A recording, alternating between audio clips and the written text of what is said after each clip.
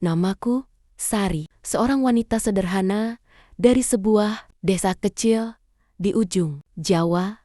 Hidupku penuh dengan perjuangan, kemiskinan, dan rasa lapar yang nyaris menjadi sahabat sehari-hari. Ayah sudah lama tiada, ibu pun sakit-sakitan, sehingga akulah yang harus menanggung semua beban hidup keluarga. Setiap pagi aku berangkat ke pasar, menjajakan kue sederhana buatan ibu. Hasilnya tak seberapa, bahkan terkadang hanya cukup untuk membeli beras setengah liter. Namun di balik senyumanku, aku menyimpan luka dan keputusasaan yang begitu dalam. Aku sering bertanya dalam hati, apakah hidupku akan terus begini? Apakah aku tidak berhak merasakan kebahagiaan? Suatu sore, ketika aku sedang duduk di warung kecil dekat terminal, datang seorang perempuan yang mengenalkan dirinya sebagai Mira, seorang agen tenaga kerja yang sudah lama tinggal di Timur Tengah. Ia berbicara dengan halus, penuh bujukan manis, menawarkan pekerjaan di luar negeri dengan gaji besar. Katanya, nasibku akan berubah. Aku bisa mengangkat derajat keluargaku, bahkan melunasi hutang-hutang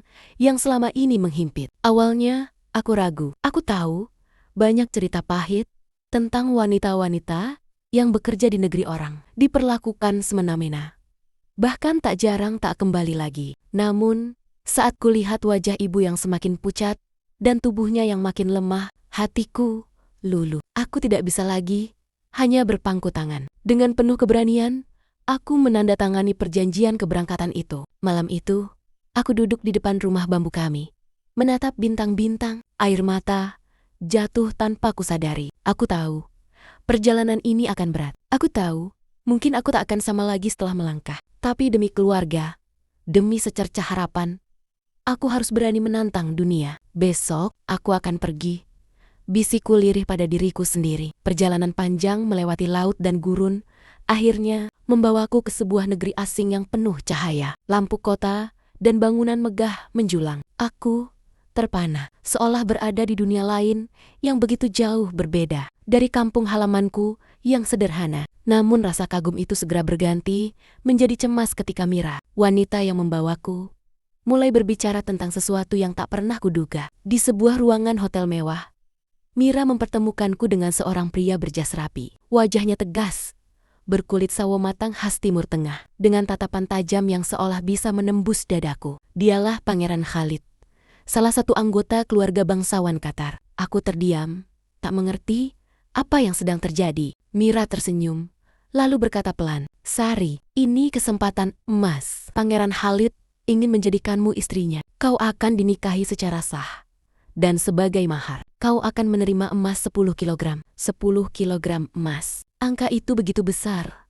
Bahkan tak pernah sanggup kubayangkan. Dengan emas sebanyak itu, aku bisa membangun rumah baru untuk ibu, membiayai pengobatannya, bahkan menyekolahkan adik-adikku setinggi mungkin. Namun di balik kilau emas itu, hatiku bergetar hebat. Mengapa aku? Mengapa seorang pangeran memilihku? Seorang gadis desa miskin yang tak punya apa-apa? Batinku gemetar.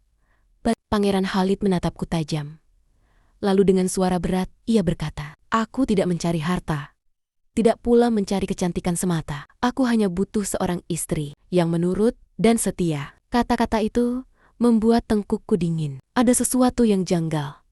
Ada rasa aneh di balik kalimatnya. Tapi saat Mira kembali meyakinkan bahwa semua ini demi masa depan, aku tak kuasa menolak. Dengan hati berat, aku mengangguk. Aku menerima pernikahan itu bukan karena cinta, bukan karena bahagia, melainkan karena emas. Malam itu, aku menangis sendirian di kamar hotel. Untuk pertama kalinya, aku merasa benar-benar terperangkap dalam sebuah kesepakatan pahit. Sebuah perjanjian yang akan mengubah seluruh hidupku, entah menuju kebahagiaan atau justru jurang penderitaan. Hari itu tiba lebih cepat daripada yang kubayangkan. Istana besar milik keluarga bangsawan itu berubah menjadi lautan emas dan permata. Lampu kristal bergemerlap di setiap sudut. Kain sutra berwarna merah marun menghiasi dinding, dan meja-meja panjang dipenuhi hidangan mewah dari seluruh penjuru dunia. Aku berdiri di depan cermin besar. Tubuhku terbalut gaun putih panjang, berhiaskan berlian. Kainnya lembut, kilauannya memantulkan cahaya lampu, sehingga aku tampak seperti putri dari negeri dongeng. Namun, di balik senyum palsu yang kupaksakan, Hatiku bergetar hebat. Aku merasa seperti boneka yang dipajang di tengah pesta megah. Musik tradisional Timur Tengah bergema. Para tamu undangan dari keluarga kerajaan, pejabat tinggi, hingga pebisnis kelas dunia berdatangan. Semua tersenyum, mengucapkan selamat. Seolah-olah ini adalah pernikahan cinta sejati. Padahal hanya aku yang tahu. Di dalam hatiku, tak ada rasa bahagia sama sekali. Pangeran Khalid berdiri di sampingku.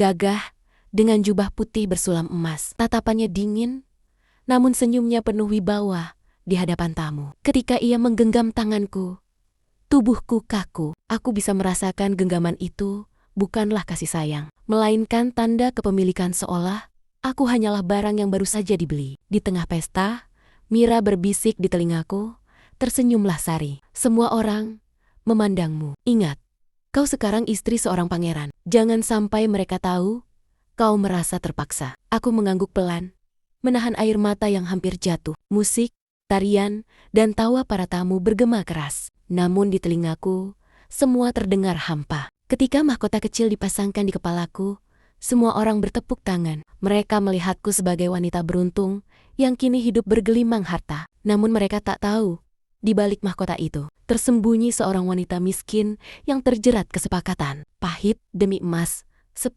kilogram. Malam itu, pesta berakhir dengan sorak-sorai. Tetapi dalam hatiku, aku tahu pernikahan ini bukan awal dari kebahagiaan. Justru mungkin inilah pintu menuju penderitaan. Hari-hari pertamaku di istana berjalan dengan kemewahan yang tak pernah aku bayangkan sebelumnya. Setiap pagi, pelayan menyiapkan pakaian dari kain terhalus, makanan dari bahan terbaik, bahkan sebotol parfum seharga rumah di kampungku. Dari luar, hidupku tampak sempurna.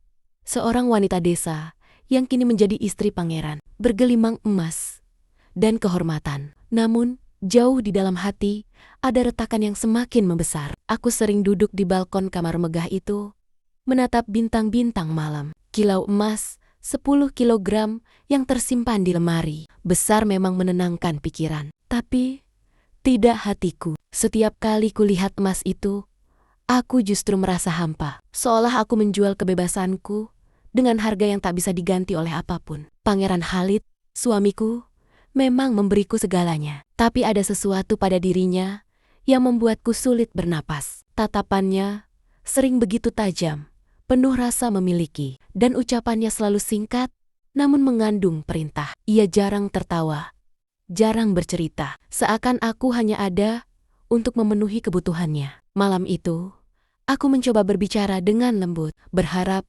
bisa mengenalnya lebih dalam. Khalid, apakah kau benar-benar menginginkan pernikahan ini? Atau hanya karena kesepakatan? Kesepakatan, tanyaku dengan hati-hati. Ia menatapku lama, kemudian tersenyum tipis. Aku tidak butuh alasan cinta. Aku hanya butuh seorang istri yang tahu bagaimana menyenangkanku. Jawaban itu membuat jantungku berdegup kencang. Kata-katanya seperti pisau yang menusuk dalam. Aku berharap ada kehangatan, ada cinta, atau setidaknya sebuah penghargaan. Tapi yang kudapat hanya peringatan bahwa aku hanyalah alat pemuas hasratnya. Aku menunduk, menahan air mata. Saat itu juga aku sadar, semua mimpiku tentang kehidupan baru yang indah telah hancur. Kilau emas yang kuanggap penyelamat ternyata hanyalah rantai yang mengikatku dalam penjara mewah. Di dalam kamar megah dengan dinding berlapis emas, aku justru merasa paling miskin. Miskin cinta, miskin kebebasan, dan miskin harapan. Malam itu, setelah pesta usai dan para tamu pulang, istana menjadi sunyi. Aku dibawa oleh pelayan menuju kamar utama, sebuah ruangan megah dengan ranjang berlapis kain sutra putih, dihiasi lilin-lilin harum yang berpendar temaram. Semua terlihat indah, tetapi jantungku berdegup kencang. Aku tahu, inilah malam pertama yang seharusnya penuh cinta bagi pengantin baru. Namun bagiku, malam itu menjadi awal sebuah mimpi buruk. Pangeran Khalid masuk dengan jubah panjangnya, lalu menutup pintu. Tatapannya menusuk, dingin, namun juga menyimpan bara yang tak bisa aku tebak. Ia mendekat, menggenggam wajahku dengan paksa, lalu berbisik, "Malam ini, kau harus membuktikan kesetiaanmu. Bukan sekali, tapi 10 kali. Aku terperanjat, wajahku pucat, tubuhku gemetar. 10 kali, kata-kata itu menggema di kepalaku. Seperti petir yang membelah langit. Aku mencoba menolak. Suaraku bergetar. Khalid, Toratu, Khalid, aku tidak sanggup. Aku hanya seorang wanita biasa. Namun, ia hanya tertawa pelan. Suara yang terdengar menyeramkan di telingaku. Kau istriku sekarang, Sari. Kau milikku sepenuhnya. Malam itu, tubuhku dipaksa melayani. Bukan sekali, bukan 2 kali, tapi berkali-kali hingga aku tak lagi bisa menghitung. Setiap detik terasa seperti siksaan. Setiap hembusan napas disertai tangis yang kutahan. Aku menjerit dalam hati, memohon agar semua ini segera berakhir. Namun waktu berjalan sangat lambat. Air mata mengalir deras di pipiku, membasahi bantal sutra yang begitu mahal, namun tak bisa menutupi rasa perih di dadaku. Aku merasa tubuhku hancur, jiwaku terkoyak. Aku sadar, aku bukan istri yang dicintai, aku hanyalah tawanan dalam istana emas. Dan ketika fajar menyingsing, tubuhku lemah, wajahku pucat, mataku bengkak karena menangis semalaman. Aku ingin berteriak, ingin melarikan diri. Namun, emas 10 kilogram itu selalu terbayang di pikiranku, sebuah harga yang membuatku harus bertahan dalam penderitaan. Malam pertama itu,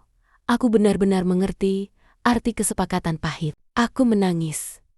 Bukan hanya karena tubuhku dipaksa, tetapi karena aku sadar, aku telah kehilangan diriku sendiri. Hari-hari setelah malam pertama itu terasa seperti neraka yang dibungkus dengan sutra dan emas. Dari luar, semua orang melihatku sebagai wanita paling beruntung di dunia, istri seorang pangeran, hidup di istana yang dikelilingi harta tak ternilai. Namun, mereka tidak pernah tahu apa yang kualami di balik pintu kamar yang terkunci rapat. Setiap kali malam tiba, dadaku berdegup kencang. Aku duduk di sudut ranjang, menatap tirai sutra putih yang bergelantungan di sekeliling tempat tidur. Tirai itu begitu indah, tetapi bagiku, ia menjadi saksi bisu air mata yang tak henti jatuh. Di balik tirai itu, aku menangis, terseduh, menutup mulut dengan kedua tangan agar tak ada yang mendengar. Aku mulai takut dengan gelap. Aku mulai membenci suara langkah kaki Khalid yang mendekat. Senyum angkuhnya,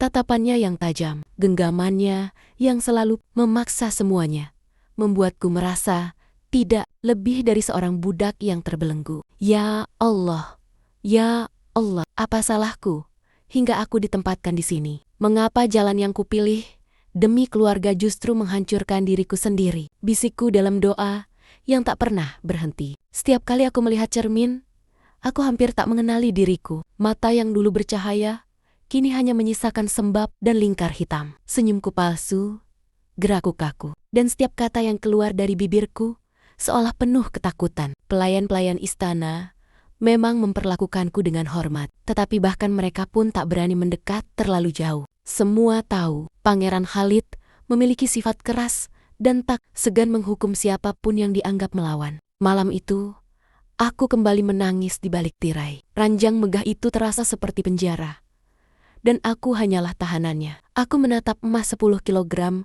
yang tersimpan di lemari kaca. Emas yang membuatku rela mengikat diri pada penderitaan ini. Emas itu kini bukan lagi lambang kekayaan, melainkan rantai yang mengekang kebebasanku. Tangisku semakin keras, hingga aku terisak, tak terkendali. Dan di tengah isak itu, aku mulai bertanya pada diriku sendiri, apakah aku akan bertahan selamanya di balik tirai air mata ini? Atau suatu saat aku harus melawan, meski nyawaku taruhannya? Hari-hari berikutnya, aku mulai memperhatikan sesuatu yang ganjil pada Pangeran Khalid. Di balik wajahnya yang tegas dan sikapnya yang dingin, ada luka yang seolah ia sembunyikan rapat-rapat. Ia sering terjaga di malam hari, berjalan mondar-mondar di kamar, bahkan terkadang berteriak dalam tidurnya. Suatu malam, ketika aku pura-pura tidur, aku mendengar ia berbicara sendiri dengan suara parau. Ayah, jangan tinggalkan aku. Aku tidak lemah. Aku harus membuktikan diriku. Aku terkejut. Saat itu aku baru tahu, di balik sifat kerasnya, Khalid menyimpan trauma. Keesokan harinya, aku mencoba memberanikan diri bertanya, meski dengan hati-hati, Khalid, apakah kau baik-baik saja? Semalam, Aku mendengar, namun ia langsung menatapku tajam, membuat kata-kataku terhenti. Dengan suara bergetar, ia menjawab, "Jangan pernah membicarakan masa laluku. Sari, kau hanya perlu melakukan apa yang kuminta." Meski begitu, rasa penasaran terus menggerogoti hatiku. Aku kemudian diam-diam mendengar bisikan dari salah satu pelayan tua istana. Konon, sejak kecil Khalid tumbuh di bawah didikan ayah yang kejam. Ia selalu dituntut untuk kuat, untuk tidak pernah kalah. Bahkan dalam urusan ranjang, ayahnya sering merendahkannya. Berkata, ia tidak cukup jantan. Luka itu membekas dalam, menjadikan Khalid, pria yang terobsesi, membuktikan keperkasaannya. Bahkan, dengan cara yang paling kejam. Mendengar cerita itu, tubuhku merinding. Aku bisa merasakan semua perlakuan Khalid padaku berasal dari luka batin yang belum pernah sembuh. Ia tidak mencari cinta. Ia mencari pengakuan. Ia tidak butuh kasih sayang. Ia butuh pelampiasan agar bayangan ayahnya tidak terus menghantui. Namun, meski aku mulai mengerti alasan dibalik sifatnya, hatiku tetap terluka. Luka masa lalunya tidak memberinya hak untuk menghancurkan hidupku. Malam itu, aku kembali duduk di balik tirai, menatap emas 10 kilogram itu. Kini aku sadar, emas itu bukan hanya harga dari tubuhku, melainkan juga kunci yang mengikatku pada rahasia kelam seorang pangeran yang terjebak masa lalunya sendiri. Dan dalam hati kecilku, mulai tumbuh keberanian. Aku tidak bisa terus-menerus menjadi korban dari rahasia yang bukan milikku. Hari-hariku di istana semakin berat. Setiap malam, aku harus menyiapkan diri menghadapi Khalid dengan segala tuntutannya. Sementara setiap pagi, aku menatap diriku di cermin dengan mata yang sembab dan hati yang kosong. Namun sejak mengetahui rahasia kelamnya, aku mulai menyadari sesuatu. Aku punya dua pilihan: bertahan dalam kemewahan dengan jiwa yang terkoyak, atau pergi dengan tangan kosong, namun membawa kembali harga diriku. Suatu sore, aku duduk di taman istana, mencoba mencari ketenangan. Angin padang pasir berhembus kencang, menggoyangkan pepohonan kurma yang tumbuh rapi. Di sana aku berbicara dengan Mira, wanita yang dulu membawaku ke negeri ini. "Mira, apakah aku bisa pergi dari sini?" tanyaku pelan. Ia terdiam sejenak, lalu menatapku dengan sorot mata tajam. "Sari, kau tahu ini tidak mudah. Kau sudah menikah dengan seorang pangeran. Kau bukan hanya istrinya, tapi juga simbol harga dirinya. Jika kau pergi, itu bukan hanya melukai dia, tapi juga menodai kehormatan keluarga bangsawan." Kata-kata itu membuat tubuhku kaku. Aku sadar, pernikahan ini bukan sekadar hubungan pribadi, melainkan sebuah ikatan yang diawasi oleh mata banyak orang. Jika aku kabur, bukan hanya nyawaku yang terancam, tapi juga keluargaku di kampung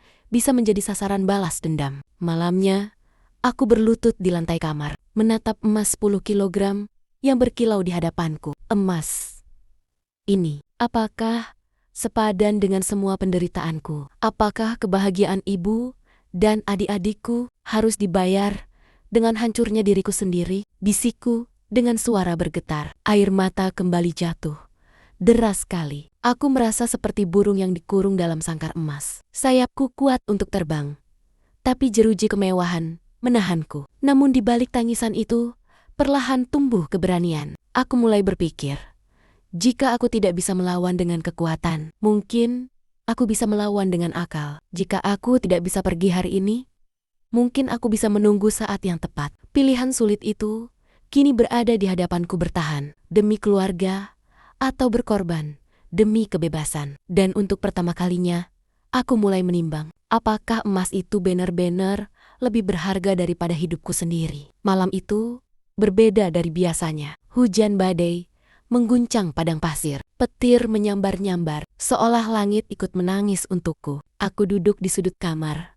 Tubuhku gemetar, menatap pintu yang sebentar lagi akan terbuka oleh langkah Khalid. Namun yang terjadi justru sebaliknya. Malam itu, Khalid tidak masuk kamar. Ia pergi ke ruang perjamuan bersama tamu-tamunya hingga larut malam. Kesempatan itu seperti tanda dari langit, sebuah celah kecil yang mungkin tidak akan pernah datang lagi. Aku berdiri, menatap cermin besar. Wajahku pucat, rambutku kusut, namun di balik mata yang sembab, ada api keberanian yang mulai menyala. Aku mendekati lemari kaca.